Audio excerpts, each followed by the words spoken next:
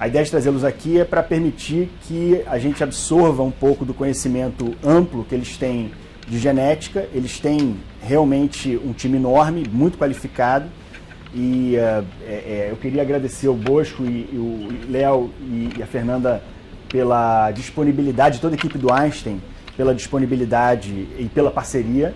É uma parceria muito gostosa e frutífera.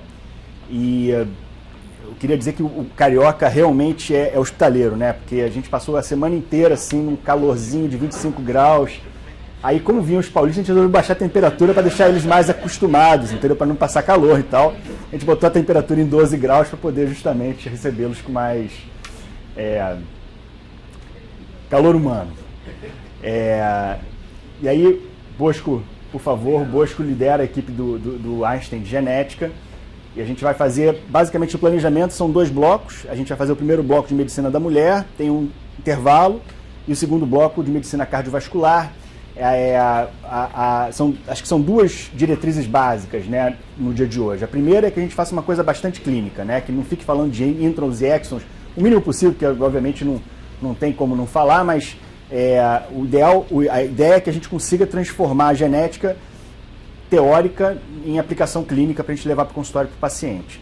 E a segunda diretriz é que a gente consiga ter um tempinho para conversar e para perguntas e poder tirar as dúvidas que vocês tiverem eventualmente com os palestrantes, são muito, muito qualificados e com ampla experiência no tema. Tá? Muito obrigado. Obrigado pela presença de vocês. Bosco, por favor. Então, é um prazer estar aqui participando desse evento com vocês. Eu agradeço em nome da equipe, de toda a equipe do Einstein, né?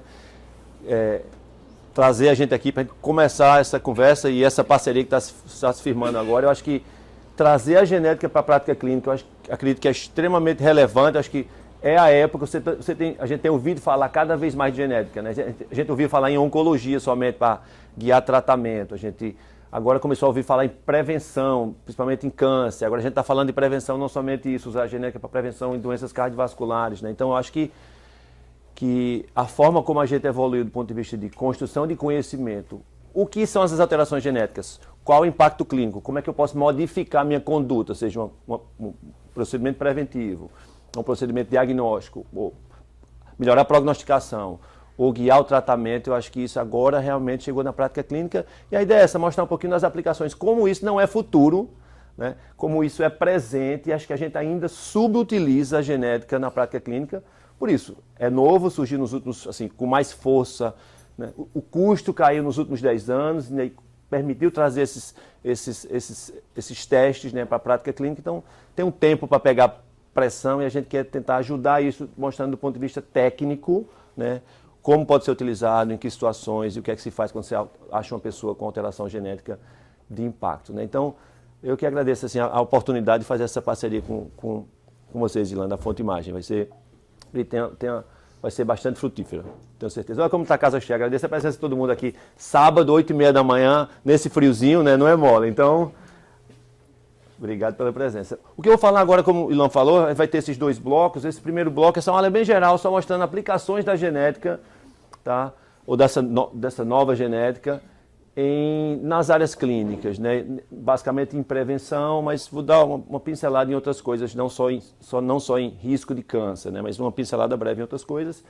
E aí vem a doutora Fernanda Lima, que é a coordenadora do Centro de Genética Clínica do hospital, falar mais de aplicações clínicas, realmente de quem eu deveria fazer o teste, se eu acho um teste positivo, como é que deve ser minha conduta, qual o impacto real disso na prática clínica, né? Nesse primeiro bloco. No segundo eu volto, então quem já assistiu a primeira aula, acho que vai ser praticamente a mesma coisa na segunda introdução, porque a ideia talvez tivesse algum turnover, né? Se fosse o mesmo grupo, já estava dada a aula. E depois vem o Dr. Leonardo, da Medicina de Precisão, faz parte do nosso time da Medicina de Precisão, que a gente tem um programa de Medicina de Precisão no Hospital Albert Einstein, falar das aplicações da cardiogenética, tá? Dessa genética aplicada à cardiologia, tá? Então essa é a ideia, são ideias geral. Podem interromper, eu sei que a gente vai ter discussão, mas fiquem bem à vontade. Vocês podem interromper qualquer hora, fazer uma pergunta, um comentário. Tá? Não é? A ideia aqui é ser bastante informal e ser prático. Tá falando aqui, pode parar qualquer hora e a gente interagir, tá, pessoal? Não é uma aula acadêmica, não, essa hora, 8h30 da manhã do sábado, não. Tá? Então, eu fico brincando aqui que o futuro chegou, que é isso. A gente fica pensando em medicina de precisão como uma coisa para frente, quando, na verdade, as ferramentas já estão disponíveis. E é por isso que a gente montou um programa inteiro no Einstein para isso, para mostrar como eu posso utilizar essas ferramentas modernas, não só genética, pode ser, obviamente, envolvendo imagem, envolvendo bioquímica, onde eu possa fazer isso que eu quero. Fazer a coisa certa para a pessoa certa, no tempo certo. Tá? Todos nós somos diferentes. Obviamente, a diferença genética é uma diferença importante, né, definidora, e a gente consegue capturar parte dessas diferenças, essas individuais, através do estudo do genoma, através do estudo da genética, né? E aí sim, talvez eu consiga fazer. Você precisa de uma prevenção, ela precisa de outra prevenção, já tem uma história familiar de um câncer precoce, agora a gente fez a genética, descobriu exatamente, você vai saber que a conduta sua é diferente da população geral, ou você tem uma alteração no gene que lhe deixa metabolizador rápido de uma droga, você precisa de uma dose ajustada, ou você tem uma doença, e eu entendo a base genética agora, posso lhe indicar melhor qual é o melhor tratamento, ou prever prognóstico. Então, medicina de precisão não é genética, é ter dados suficientes que me permite individualizar a abordagem, seja de prevenção, de tratamento, tá? Ou de diagnóstico. Tá? Então esse é o mote geral. Que é isso, tirar o que a gente pensa que é um grupo homogêneo aqui de pessoas, feito essa nessa sala, mulheres de certa idade, todo mundo teria que fazer uma mamografia, e quando a gente estuda a gente sabe que não é igual. Essa aqui tem um risco aumentado, eu preciso fazer uma ressonância, começando aos 25 anos de idade, né, e uma mamografia no segundo turno, esse aqui precisa de uma colonoscopia precoce, esse tem risco aumentado de câncer de próstata, precisa fazer o screening 10 anos antes do primeiro caso na família. Então você faz essa individualização baseada em ferramentas, uma delas sendo a genética. Tá? E esses desenvolvimentos começaram, obviamente, bastante tempo atrás, mas o grande pontapé foi a descoberta ou o sequenciamento do genoma humano como todo. Pela primeira vez aqui em 2001 a gente começou a entender, quantos genes tem? Tem 40, tem 50, tem 60, não, tem em torno de 20 mil genes. Está batido o martelo mais ou menos nesse número, né? A gente fez isso em 2001, mas nessa época aqui ainda tinha mais ou menos 8% do genoma, ainda tinha buraco, ou seja, não conseguia ler. E a gente demorou mais 21 anos, sabe, esse ano aqui, 1º de abril de 2022, onde a gente conseguiu preencher os buracos, os gaps do genoma, e agora esse ano realmente ficou 0,3, se eu não me engano, por cento de fora, tá? Mas a gente demorou, teve um rascunho do genoma que foi extremamente importante e agora conseguiu realmente completar. E a gente entende, foram 19.969 genes, quase 20, e outras áreas que eram difíceis de ler.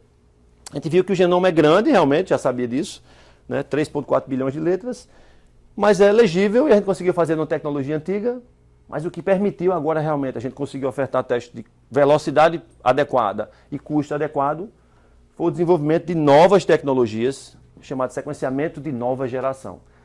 Nesse slide aqui, cada pontinho desse aqui é um fragmento de DNA sendo lido. Aqui eu sei que vermelho é uma base G, as letrinhas, aqui é outra T, aqui é outra A, e cada pedaço desse eu consigo ler, então a gente consegue ler bilhões, agora já está em trilhões de fragmentos ao mesmo tempo, ou seja, de forma rápida.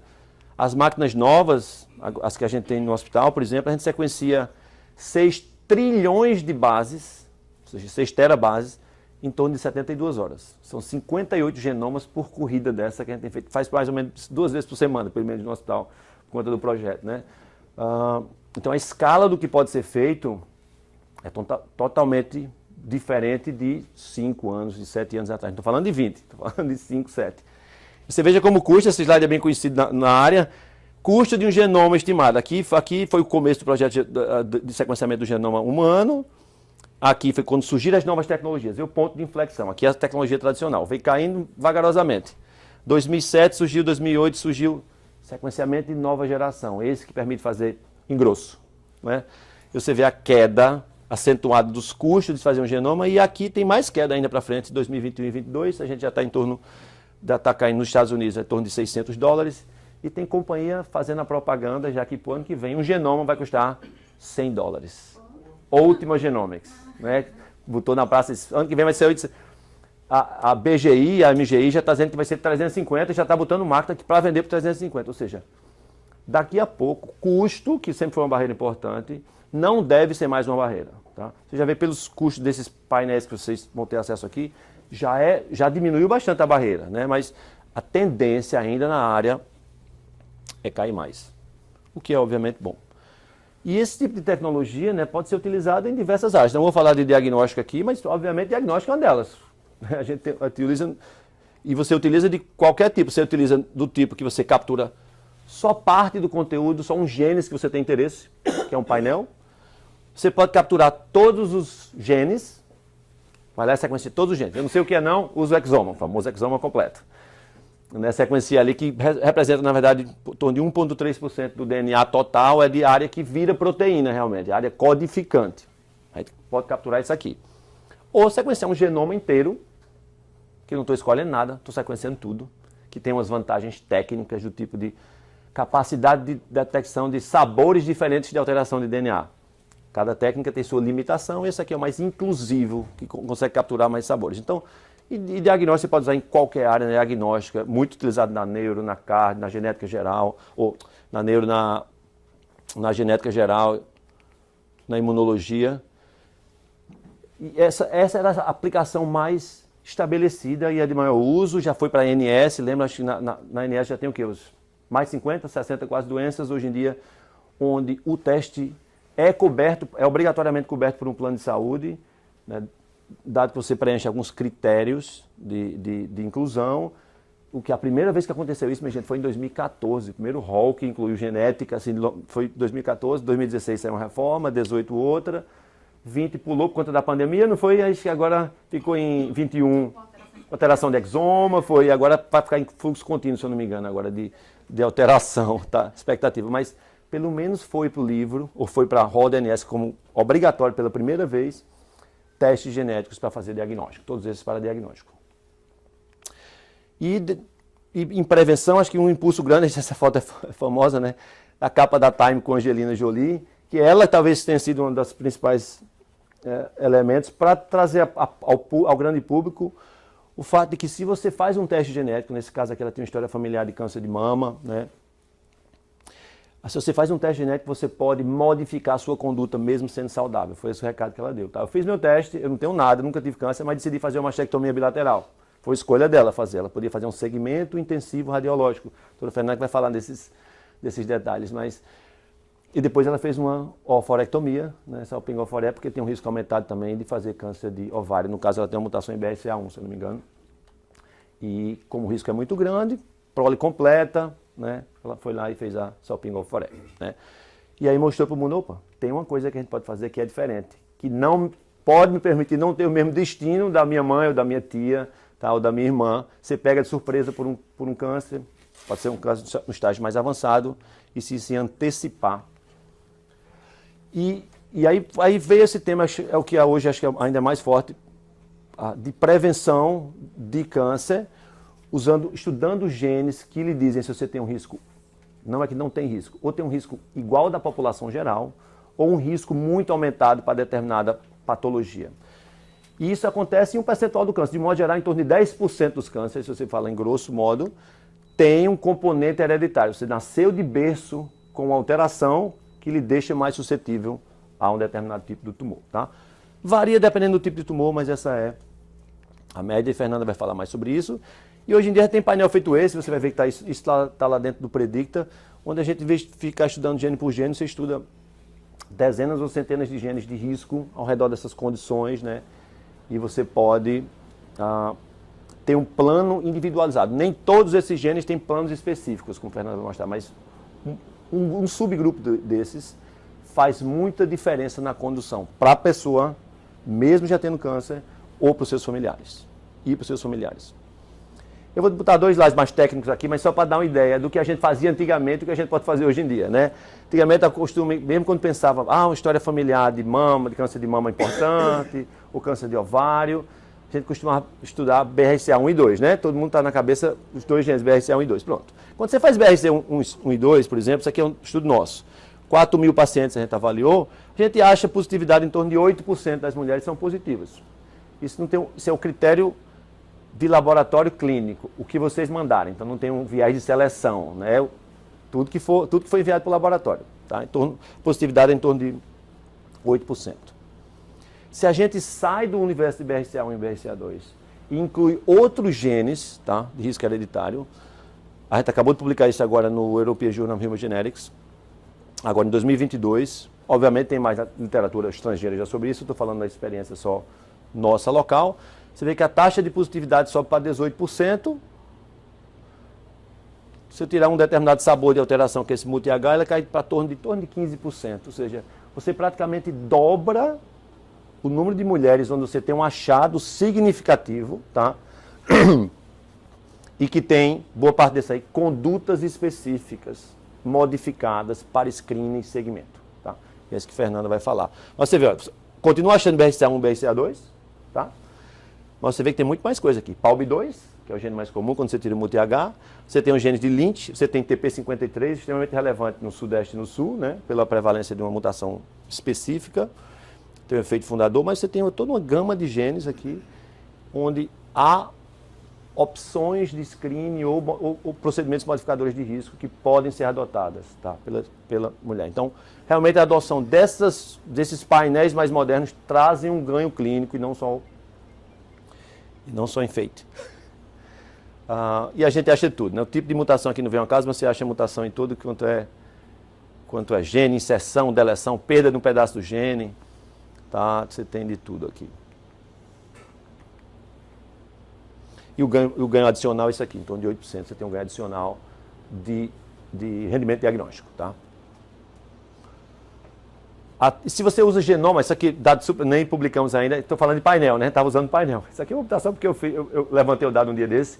Se você vai ainda usa genoma, né? Que é aquele, vamos dizer, o tiro de canhão, você está sequenciando tudo, né? Para risco hereditário a gente normalmente não faz isso, eu estou fazendo no cunho acadêmico. A positividade sobe, mas aqui é porque também tem um viés de seleção, que são centros acadêmicos, e a gente acha, nesse caso, quando faz o genoma, deixa eu passar isso aqui, alterações que normalmente são mais difíceis de achar por outros métodos, mas aumentou a taxa ali mais 8%, 8% de 18%, então dá 1,5%, né? Do ponto de vista de custo, usar um genoma para avaliação de risco hereditário, não ainda é justificável, mas ainda assim você consegue achar coisas adicionais, deleções, né? Deleções né? que são difíceis de detectar por outros métodos. Então, quando o genoma, daqui a pouco está lá, for o mesmo custo no painel, a gente está chegando lá. Não faz sentido fazer outro teste. Porque, além de cobrir tudo que cobre no painel, você tem ganhos adicionais. Obviamente, a barreira hoje em dia é custo. Manuseio do dado, volume de dados, histórias, tem uma série de questões por trás técnicas, né? Mas do ponto de vista clínico, para quem está pedindo, se fosse lá no menu, né? Você faria esse. Isso agora eu vou sair desse dado de mulher puramente, mas para dar uma ideia aqui, essa genômica preventiva tem descido. Agora o pessoal tem começado a estudar se é adequado fazer essa genômica preventiva mais cedo ainda. É adequado fazer em bebê? Isso é uma pergunta clínica que não está respondida, tá? Então, já, né, a gente vê que, por exemplo, esse pesquisador aqui do Robert Green, que a gente pegou os slides aqui, ele deu aula lá no Einstein, acho que já em 1 ou 2 eventos nossos, ele tem um clinical trial especificamente para isso, chamado BabySeq. A pergunta é essa, se eu fizer no bebezinho, tem ganho, não tem ganho? Ele viu realmente, em torno de 11% dos bebês que ele fez, um número pequeno, tá vendo? 1,3 só, tiveram algum achado, tá? Genético. E aí, se você for no paper, com graus variados de utilidade, alguns realmente, os 2 ou 3 casos importantes, aí fuça no bebê, tinha clínica realmente que estava passando batido, ou vai na família, tinha história familiar daquele gene que ele encontrou, tá? Então, agora está sendo, na Inglaterra, está fazendo um esforço agora grande nesse próximo ano para definir qual painel, está quase definido na Inglaterra, vai ser usado. É útil, complementa o teste de triagem neonatal. Que condições a gente vai incluir? Pronto, está nessa discussão. Aqui, inclusive, a gente tem painel à disposição agora, uma parceria com o Fleury, para triagem neonatal. Não exclui de forma nenhuma a triagem bioquímica, a triagem tradicional, tá? É uma forma de complementação, aqui é uma triagem bioquímica, mas a ciência disso ainda está maturando. Acho que a Inglaterra fez uma consulta pública, está lá uma grande discussão para saber qual o conteúdo expressivo. Ou seja, tem que ser uma doença onde o achado genético não tenha dúvida de interpretação e onde existe uma intervenção clara com benefício para a saúde. Tá? Não adianta sair procurando o que você não tem intervenção clara. Então, está nesse passo aqui. Aqui tem, como eu falei, tem esse Somos Bebê, uma associação com o Fleury, que tem 400 genes associados a doenças graves de início pediátrico, da infância precoce. Tá? Então, essas coisas estão migrando já. Está tentando achar o encaixe. Qual é a melhor hora de começar a fazer isso? Só tem mais 3 slides aqui. Obviamente, em medicina reprodutiva, ali está nascido já, né? A medicina de precisão também tem ferramentas para o período um pouco anterior a isso, né? Durante o período reprodutivo. E tem várias, né, hoje em dia. Principalmente quem tem acesso a mãe durante a gestação, né? Durante a gravidez. A gente já faz hoje em dia, se tem uma suspeita alta, idade gestacional avançada, gravidez prévia com síndrome genética e algumas outras indicações, você pode, em vez de aguardar para o nascimento do parto, ou ir diretamente para uma biópsia de velocidade, por exemplo, né, ou líquido amniótico, você pode fazer um NIPT, tá? Isso tem à disposição, que é um teste neonatal não invasivo, que você faz através de uma amostra de sangue da mãe, pega o material genético do bebê, né, que está circulando, porque o bebê está lá trocando célula, e o material genético dele está indo para a corrente sanguínea. Ele consegue capturar essa fração e ver se o bebê é normal do ponto de vista de contagem em cromossomos, são coisas bem macro, tipo síndrome de Down, síndrome de Patal, Digeorge, né, trissomia 18. Então são síndromes realmente aneuploidias, e você faz isso sem invasividade. Se for positivo, aí sim é que tem que confirmar por um teste adicional, feito uma biópsia de velocidade. Mas se for negativo, o valor preditivo é acima de 99,9%. Então, a gente tem um valor preditivo negativo excelente. O valor preditivo positivo é mais baixo, mais alto para Down, e vai cair nas síndromes menos comuns. Tá? Então, mas nesse cunho, em vez de invadir numa suspeita radiológica, ultrassonográfica, ou bioquímica, você pode fazer um passo intermediário, né? O que a gente faz, obviamente, a gente vem hoje um pouquinho mais para trás ainda, né? Mulher que faz fertilização in vitro, é prática, em algumas clínicas já, fazer o screening genético pré-implantação, onde faz uma biópsia do embrião, tira algumas células, 5 ou 6 células, do lado da placenta, do desenvolvimento da placenta, e extrai DNA, já vai direto para uma solução que extrai DNA, e a gente quantifica para saber se tem essas síndromes macro também. Não está olhando o detalhe, não está olhando a cor dos olhos, não está olhando se tem um defeito macro, e diz, não, o embrião os cromossomos são saudáveis, a gente tem contagem normal de cromossomos aqui e pode implantar. Isso leva a uma taxa maior, né, de... Isso ampliado, tem aplicabilidade já assim, bem estabelecida? Dito ampliado está principalmente quando a ampliação é para Digeorge, né? Assim, acho que daí em diante os valores preditivos positivos começam a cair muito. Então acho que NIPT normal, porque tem 2 tipos desse NIPT que eu falei anteriormente. O normal para essas condições Patal, cri do chá, Down, e tem esse ampliado onde vão outras síndromes de microdeleções, são alterações menores, mas que causam clínicas. Uma delas é Digeorge. Então, dali em diante, o valor preditivo positivo começa a ser pequeno, então você começa a ter mais falso positivo nesse ampliado. Então, acho que bem estabelecido um NIPT tradicional, o outro acho que situações mais especiais. Principalmente quando tem uma história de Digeorge na família, né? Se for. Geralmente não vai ter, né? Mas se tiver uma suspeita específica, né? Mas vai caindo nas outras síndromes de microdeleção, é bem menor. Aqui é bem tranquilo, né? Bem estabelecido, PGTA está bem estabelecido na maioria das clínicas. Perspectivas aqui, tem 2 slides só de perspectivas. Alguém quer falar comigo mesmo? Perspectivas, acho que a gente falou bastante, está falando ainda de doenças, apesar de estar falando de risco hereditário de câncer, ainda são coisas incomuns, né? A gente tem que descer para o comum. Doença cardiovascular talvez leve a falar aterosclerótica, né? Asma, predição, quem vai ter mais alergia, quem não tem. Essas doenças comuns, que não são causadas por alteração de um único gene, ainda são gargalo. A gente está chegando lá agora nos chamados scores poligênicos de risco, que é quando tem múltiplas pequenas alterações que, somadas no indivíduo, pode colocar o indivíduo no risco alto, tão alto quanto quem tem uma mutação no gene dessa, dependendo do acúmulo dessas pequenas alterações. Então a gente está entendendo a arquitetura desses scores de risco poligênico, e isso vai chegar para a clínica, e aí vai ser um boom de aplicação, porque a gente vai para a doença comum. Quando a gente começa a falar de doença arterial, aterosclerótica, certo? Cardiovascular, opa, será que eu posso melhorar meu score, que não é mais só o frâmigo, ou o cálculo de score clínico e colesterol e triglicerídeo? Tem mostrado, por exemplo, que é um preditor potente e independente. Quem está no topo tem o dobro das chances de morrer de infarto de quem está na base. Independente de qualquer outro fator, independente até do conteúdo coronariano de cálcio. Acabou de sair um artigo de coisa tradicionalíssima, né? Então, essas coisas estão chegando, é chamado esses scores poligênicos. Score poligênico de risco. Polygenic Risk Scores. Vai chegar, estou dando só, assim, o gato subiu no muro. Mas tá subindo. Aí ou você está aqui no normal, isso tem um potencial, inclusive, de dizer assim, você tem um risco abaixo da... A gente não está lá, mas potencialmente abaixo da população normal. Você não precisa de mamografia, não. Pode passar o resto da vida sem fazer. Então, não estamos lá do ponto de vista clínico, mas você consegue capturar uma faixa de muito alto para menor do que a média. Está maturando para algumas condições e está ficando maduro. Né? E aí aqui é só um exemplo, dizendo, por exemplo, a doença cardiovascular. Quem tem um risco muito alto, isso aqui é um infarto para esse número de pessoas. Quem está no meio é um infarto para esse número de pessoas. Isso aqui, um infarto para esse número de pessoas. Você vê que, atualmente, com o que já tem, você já categoriza bem melhor, né? Aqui, ó, daqui para aqui, né? Ou aqui de mama, tá? Ou seja, você captura uma boa parte do risco, e próstata um pouco menos, mas também captura de uma forma interessante, baseado não no gene único com a força de porrada, de quebrar o gene, mas pequenas múltiplas alterações, quando somadas, têm um efeito semelhante, em alguns casos, a uma mutação monogênica. Tá? Isso tem feito surgir clínicas especializadas em genômica preventiva. Tá? Na UCSF tem, no Brigham a gente visitou uma, em Boston, no Einstein tem, né?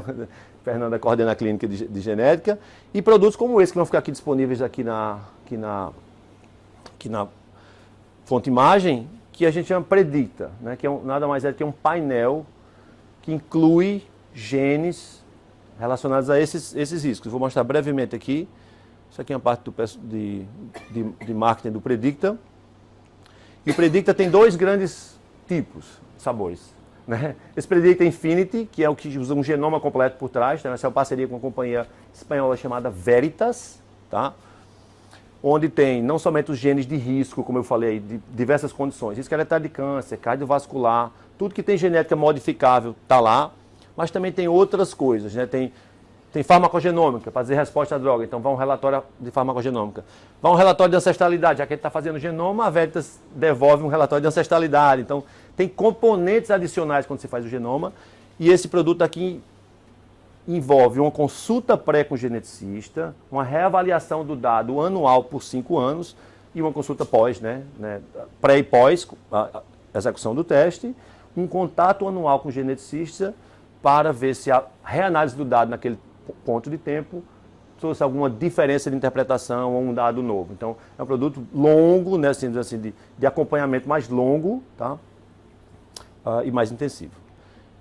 E tem o Predicta One, que é onde a gente faz 147 genes, tá? Esse é um produto, acho que, muito bom, onde você vê 147 genes ao redor dessas condições. Diversos genes para risco hereditário de cânceres diferentes, doenças cardíacas, desde a ortopatias, que o Léo vai falar, cardiopatia congênitas, cirurgia de morte súbita, né? Dislipidemias familiares, algumas trombofilias. E tem outros, tem um picadinho aqui que não está em nenhuma categoria dessa, tipo deficiência de alfa-1 tripsina, doença de Wilson, hemocromatose, que mesmo assim você pode gerar uma indicação. Sobrecarga de ferro, monitorar, a fontripsina, parar de fumar e fazer uma avaliação, função pulmonar e função hepática, né? Então, o painel foi pensado para que... Hipertermia maligna,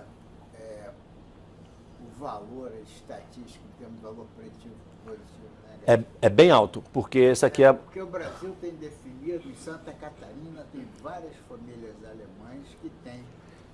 Tem um gene específico para isso, e quando mutado, você não pode nem fazer na indução da anestésica, né? Determinados tipos de anestésico, porque senão faz... Interessa o anestesista. Exatamente. Tem sido feito? Não vejo o pessoal fazer muito de rotina, por exemplo, pré-cirurgia, não, mas está incluído aqui. Se a gente encontra, vai relatado, e realmente tem contraindicação de fazer determinadas agentes. Famílias alemãs que vieram de 1829 para cá. Provavelmente tem um efeito fundador, feito a gente acha com TP53. Um traz, né,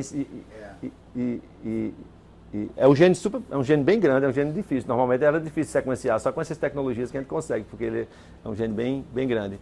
Então, tem, assim, é um painel pensado para genômica preventiva, realmente, com condições onde a American College de Genética e Genômica recomenda que pode ser feito em pacientes normais. Não está dizendo que, pode ser, né, que deve ser feito todo mundo, mas pode ser feito em pacientes normais, sem clínica, ou se a gente faz um outro teste, a gente pode retornar esses achados. Tá? Então, todos com intervenção. você tem uma conduta a fazer pós-achado. Por que não tem Alzheimer aqui, pessoal? Porque não tem doenças neurodegenerativas? Essa pergunta todo mundo faz. Porque não tem intervenção. Tá? Não tem intervenção que sabidamente modifique o outcome lá na frente. Então, Mas no Infinity sairia o Alzheimer. no Infinity vem a ApoE, que é aquele gene de risco mais frequente, tá? Mas não, aí o pessoal pedia, eu queria neurodegenerativa. Neurodegenerativa não tem intervenção. Aí são painéis diagnósticos. Você tem uma suspeita clínica, tem dezenas de painéis diagnósticos, o exoma, o genoma, para fazer isso. Mas o que não tem intervenção clara, né? Assim, a genética tende a não ajudar, né? Você... Coisas que têm intervenção muito clara, por exemplo, próstata e cólon. Tem sido feito Tem. lá no Einstein? Tem. A próstata menos, o pessoal ainda está... Foi para os guidelines faz poucos anos. Toda próstata metastática tinha que ter, por exemplo. Tem que ter. Tem que ter, porque é BRCA do mesmo jeito, BRCA2, BRCA1. Então, mas ainda vejo mama e ovário, rotina, o pessoal usa de bastante. Cólon é o segundo na lista de mais utilizado, né, de intestino, porque tem assim de Lynch, que causa tumor endometrial, né, e neoplasia intestinal e outros achados, mas tem tumores que têm genética, mas é isso que eu estou dizendo, ainda falta entrar no habitual do dia a dia da utilização clínica, né. Então esse é o que é que eu acho assim, realmente, que eu acho que com o aumento do acesso através da redução do custo e da cobertura com o plano de saúde, a gente tende a aumentar o uso, né, do que é cientificamente válido e estabelecido, óbvio, né. Cobertura, por exemplo, plano de saúde, cobre só baseado em história familiar. Não, a ANS não deixa ser.